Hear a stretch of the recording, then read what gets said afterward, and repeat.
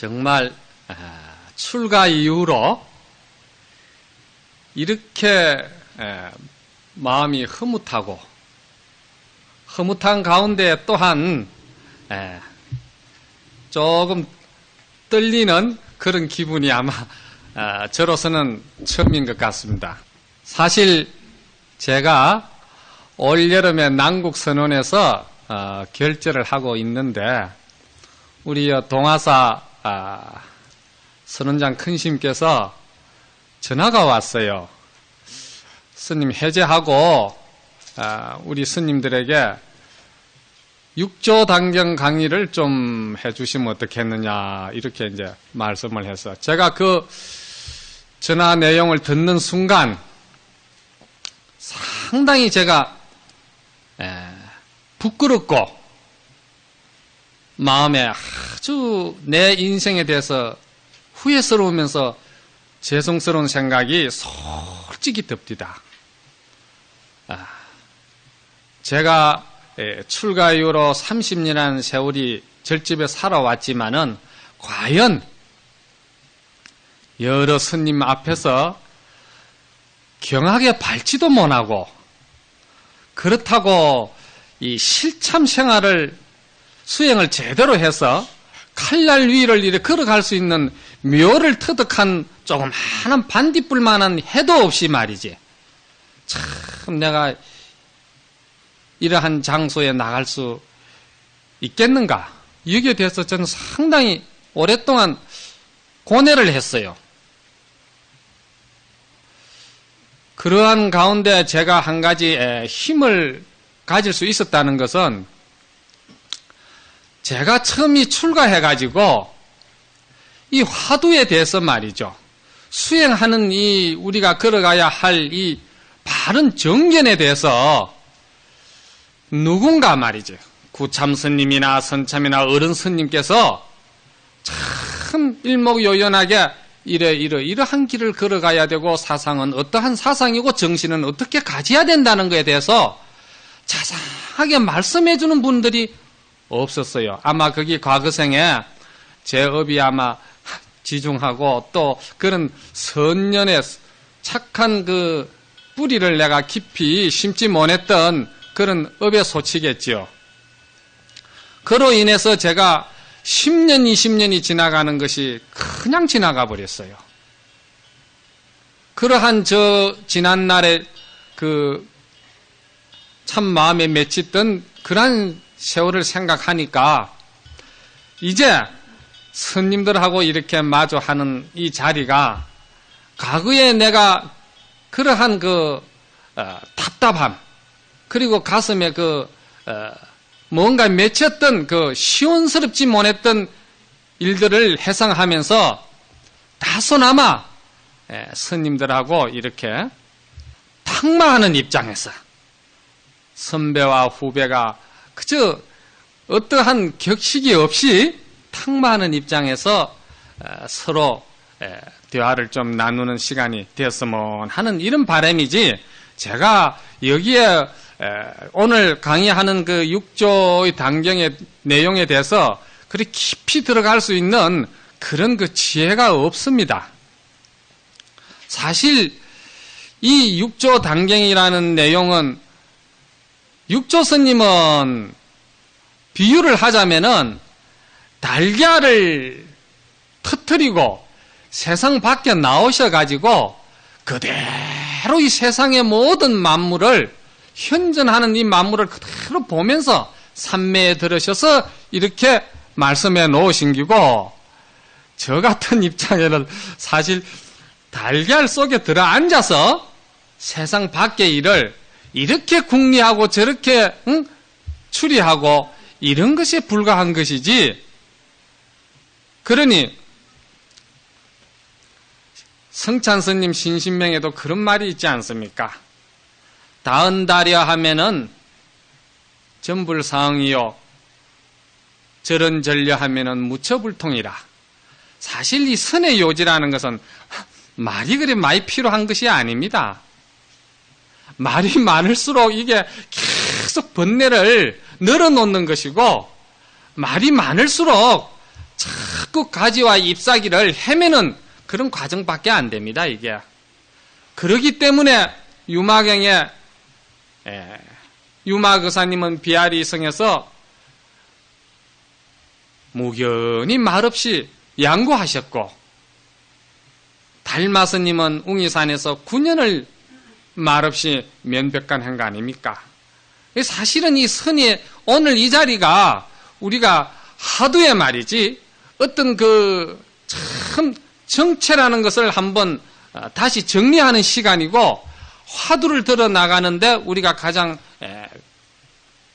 근본을 집어서 들어갈 수 있는 그러한 요인 몇 가지를 좀 정리하는 것인데, 이 정리하는 것이 말 몇 마디에 끝나는 것이지 이렇게 장시간 할 말이 없어요. 저도 오늘 이렇게 가만히 이제 강의 시간을 들어왔습니다만, 여러분들한테 무슨 말을 많이 늘어놓느냐, 늘어놓는다는 것이 이게 뭐 전설 따라 삼천리를 해야 되는 건지, 시간은 재미있겠지만은 전설 따라 삼천리는 오히려 듣고 나서도 또 가닥이 있어서 다음에 또 시간 보내는 재미라도 있겠지만은, 이 선에 대한 간절한 이 요지는 몇 마디로서 끝나는 거예요, 이게.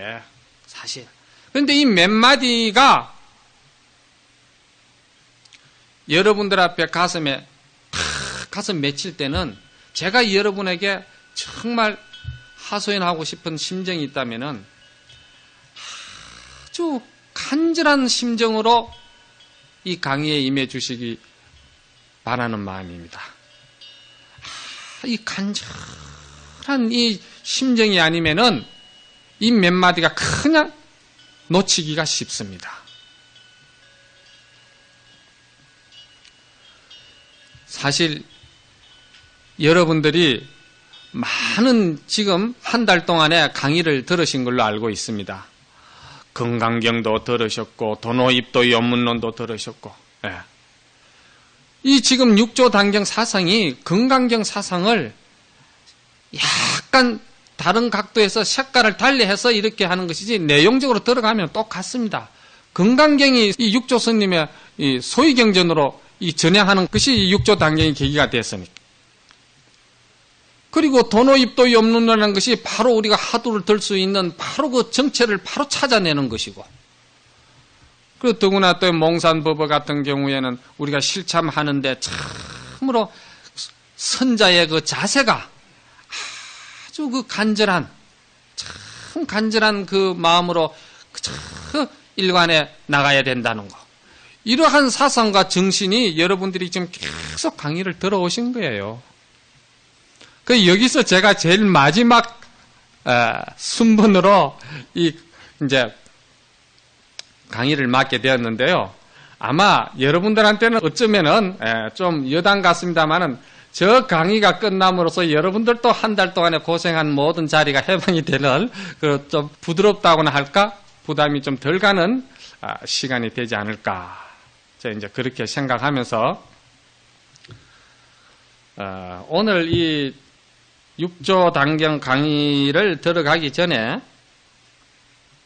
먼저 여러분들에게 제가, 사실 이 6조 단경 강의는 여러분들이 이제 다 요즘은 강의체로 이 뭐 잘 내용이 책도 많이 나오고, 또 지금까지 강의를 많이 들으셔서 내용도 뭐 어느 정도 짐작하실 것이고, 그런데 강의 들어가기 전에 나흘 동안에 저 강의를 여러분들이 좀 잘 이해할 수 있는 방법이 있다면은, 먼저 우리가 정견에 대해서, 바른정자, 볼견자, 이 정견에 대해서 먼저 정립이 좀 돼야 되지 않겠느냐. 이 정견의 정립이 딱 입지가 바로 설 때, 이 강의는 그냥 이제 줄 읽어 나가도 별로 어려움이 없지 않겠느냐, 이런 생각이 들어요. 우리가 이제 정견이라고 이제 이야기를 제가 붙이면서 서두를 잡는 것인데, 오늘 이 자리에 여러분들이 여기에 이 자리를 하신 그 목적이 어떻게 보면은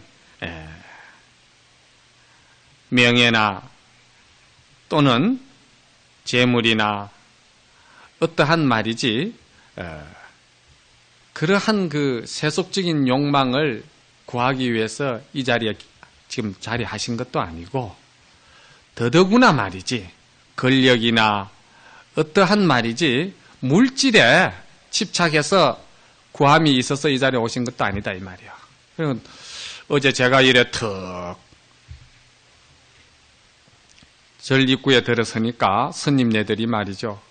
참 지나가고 이런 도량에서 논이는 모습을 볼 때 야, 참 초발심에 그 심정이 제가 떠오르면서 달이 말이죠. 허공에서 그냥 참 논이는 것 같고 산중의 사슴이 그냥 아무 경계를 풀어버리고 풀을 뜯는 그런 모습을 보는 것 같더라고요. 그래서 욕계와 이 색계를 벗어난 참 무색계의 어떤 그 마지막 그 자리에서 우리가 결코 마지막 꼭지를 띄어야 되겠다는 거. 그 꼭지는 생사의 꼭지요, 응? 미혹의 꼭지라 이 말입니다. 그거 하나 우리가 띄어야 되겠다는 거. 그거 지금 정리하고자 하는 자리가 바로 이 자리입니다. 그거 띄는 자리가 바로 정견이고, 예. 정견은 바로 깨달음이라는 이야기입니다. 깨달음이라는 자체는 바로 우리가 부처님을 말씀을 드릴 수가 있는 거예요.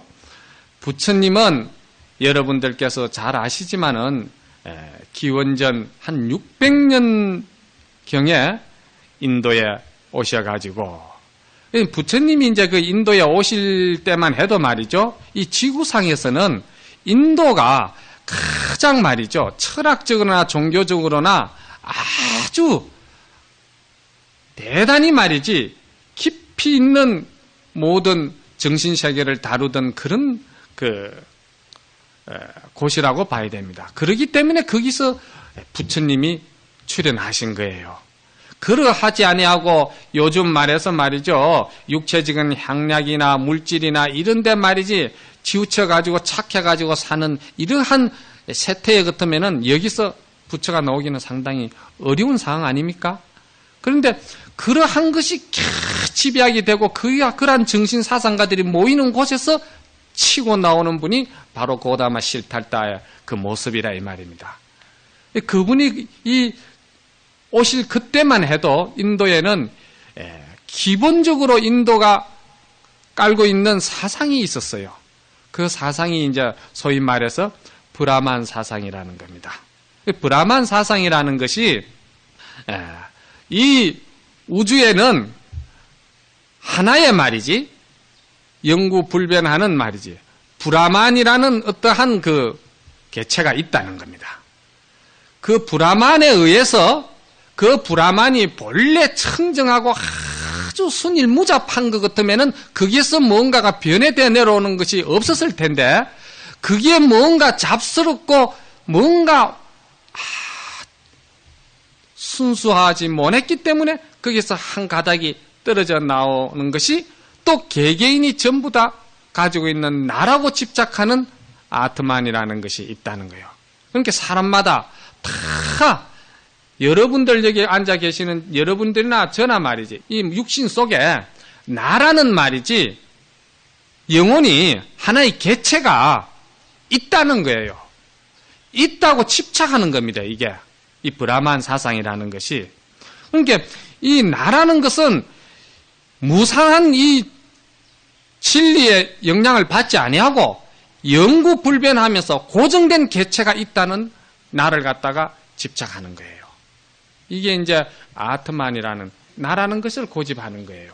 이러한 그 이제 사상이 깔려져가 있었고 또 일반계 그 사상계에서는 4계급 제도가 있었으니까 바라문 밑에 이제 그 찰제라든지 이제 왕족의 이런 일반 고준한 그 철학을 하는 사람들에게 있어가는 어떤 사상이 있었냐 하면은 이제 먼저 브라만의 그 사상을 우리가 정리를 한다면은 그걸 이제 전변설이라고 그러고 지금 말씀드리는 거는 이제 적치설을 이제 말씀을 드리는데 적치설이라는 것은 이제 이 다원론을 말하는 겁니다.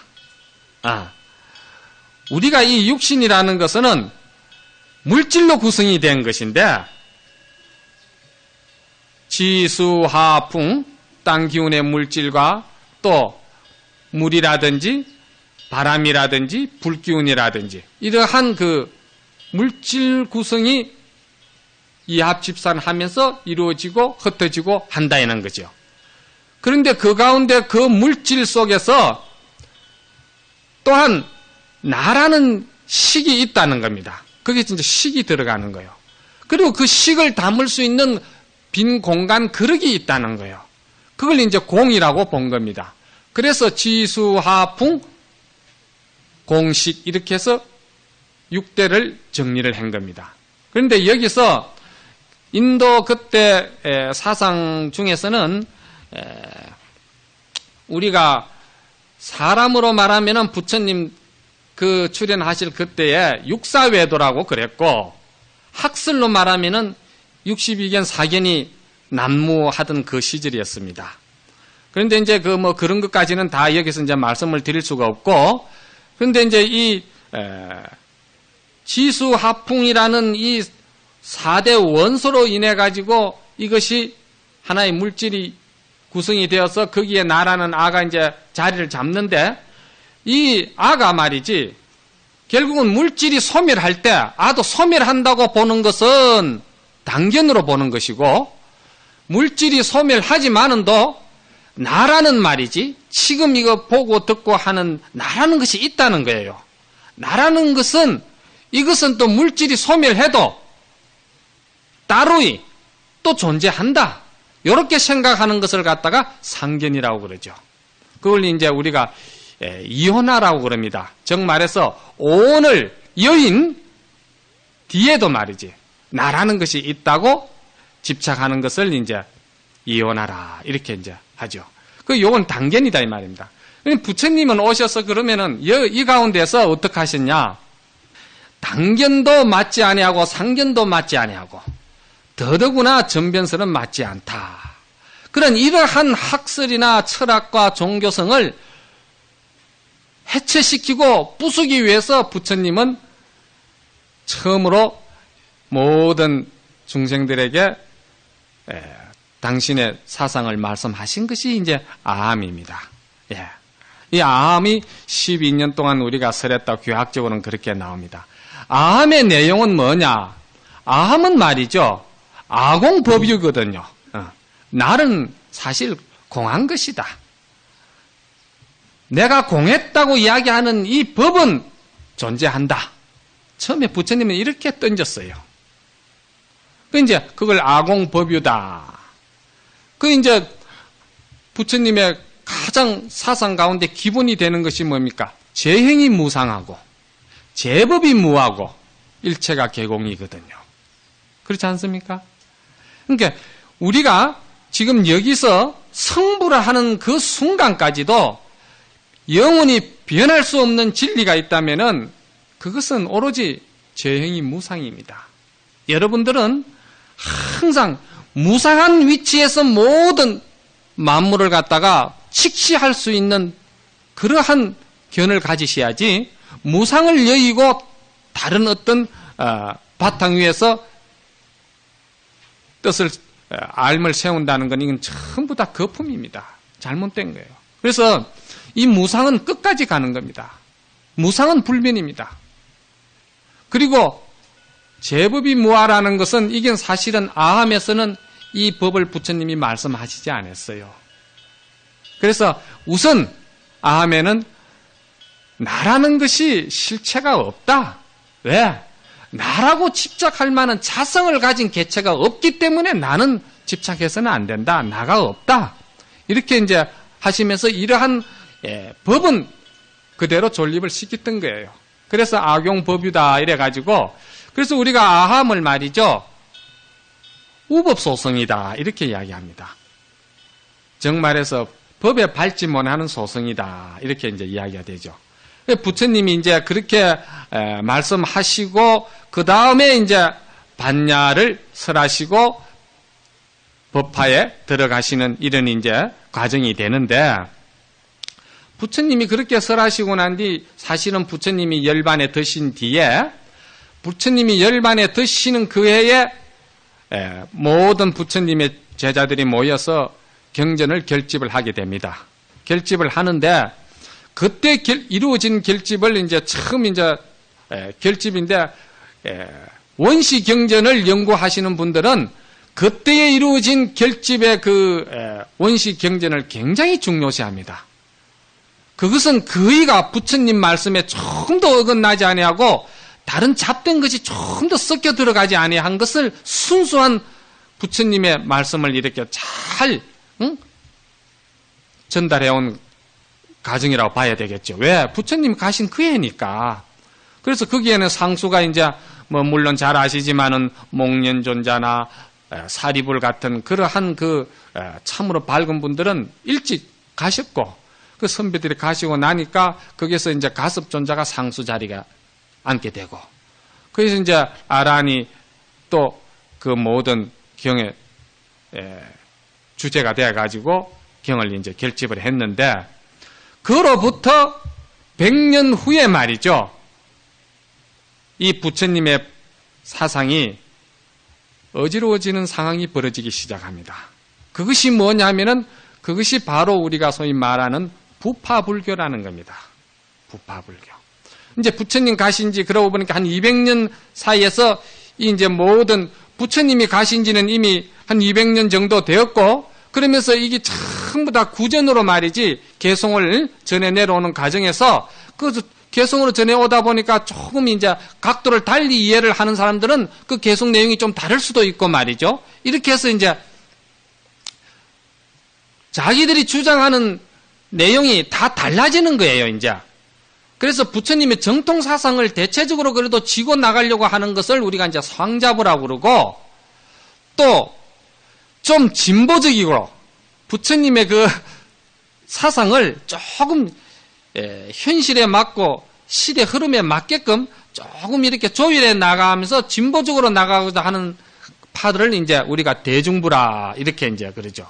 그래서 이러한 상자부와 대중부가 계속 말이죠.